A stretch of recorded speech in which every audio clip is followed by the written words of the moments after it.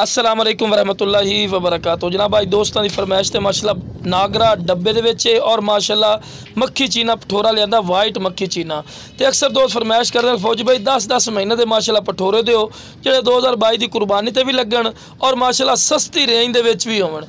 तो आज जनाब दोस्तों की फरमाइश वास्ते माशाल्लाह बकरे ले आंदे। तो शुरू तो जनाब जानवर टोर फेर के विखावन का मकसद ये होंदा है कि तुहानूं पता लगे कि सेहतमंद और माशाल्लाह एक्टिव हैं, कोई लंगड़े या लुला नहीं। तो लो जनाब दोने माशाल्लाह सके भाई हैं पे और दोनों इकट्ठे माशाल्लाह कड़े खूबसूरत माशाल्लाह चीज़ हैं। तो इकट्ठा खड़े करके चारा खवाने का मकसद भी ये होंदा है कि तुहानूं हाइट का भी पता लगे भी कितना का हाइट कर दे और इको जितना हाइट कर दे या डिफरेंट हाइट कर दे। दूसरे नंबर जनाब बंदे नूं नाल खड़ा करने का मकसद ये होंदा है कि तुहानूं हाइट का पता लगे भी कितने दी हाइट का दिना दा है पिया।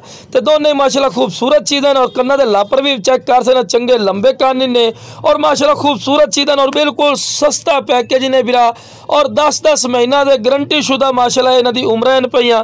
तो खूबसूरत चीज़ें और रेट थोड़ी सोच तो भी इंशाल्लाह कम राइट ते मिलेंगे। जेड़ा बिरा पहले कॉल कर सी इंशाल्लाह अल्लाह दे फजल करम फायदे च रासी और मुनासिब राइट ते मिल जासन। माशाल्लाह पहले नंबर ते आ गया जी अबलक शेड भी इसनूं आखदे और नागरा डब्बा भी आखदे, लेकिन अबलक शेड बिरा आखना पे कन्ना दी लेंथ भी चेक कर सकते चंगे लंबे कान और बिल्कुल ढिली चमड़ी दे विच और बनाने वाली चीज़ ने खूबसूरत माशाल्लाह बकरा ही ने पिया और उम्र सिर्फ 10 महीने बिरा कोई गलत बयान नहीं करनी। वाइट आख दे विच इन्हें तोता फेस ते मुँह पट के विखेने बिरा छीर पाई खड़ा चेक कर सकते हैं बिल्कुल दांत में छीर पाई खड़ा है और आंडी बकरे ने कोई खस्सी नहीं ने बिरा अच्छी तरह चेक करवा रहे हैं। उन्होंने नहीं आखना जी आंडी बकरा तो उन्होंने कभी खस्सी बकरा नहीं बिरा हर इन्फॉर्मेशन देने इसे करके देने के तो बिरा पता लगे कि माशाल्लाह एक्टिव सेहतमंद है। टोर फेर के हर तरह की माशाल्लाह गारंटी देने कि माशाल्लाह जानवर सेहतमंद है। तो माशाल्लाह वेल ही चेक कर सकते चंगी लंबी वेल और हाइट कद भी माशाल्लाह अच्छा खासा हिस्सू।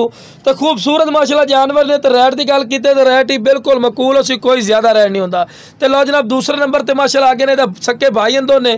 तो इको जितना माशाल्लाह हाइट कर दे तो छीर वेखो दांत हलाई खड़ा चेक कर सकते हैं बिल्कुल दांत हलाई खड़ा है और 2022 की कुर्बानी ते भी लग जिस ने बिरा।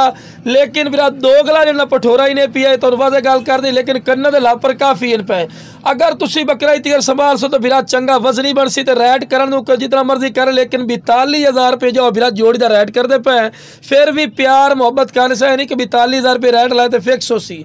ये फायदे का सौदा ने और इंशाल्लाह फौजी गोट फार्म का सब तू सस्ता पैकेज ने बिरा 2022 की कुर्बानी ते भी लग जिसने और सस्ता तरीन पैकेज। जनाब ਇਹਦਾ वेट की गल की जाए तो इंशाल्लाह तुम कॉल करा तो वेट भी दस दिसा है। वेट भी माशाल्लाह अच्छे ही ने खूबसूरत चीज़ें पे। लेकिन बिरा अज तक 3 तो 3.5 महीने पहले अगर तुम इन्हों थोड़ी कच्ची देखभाल कर ली सो तो वजन भी अच्छा खासा कर जैसे। तो अजकल की रूटीन है तुम्हें पता बकरी का बच्चा भी बड़ा महंगा मिलता है, लेकिन तुम्हें बड़ा मकूल राइट तो मिल रहे हैं।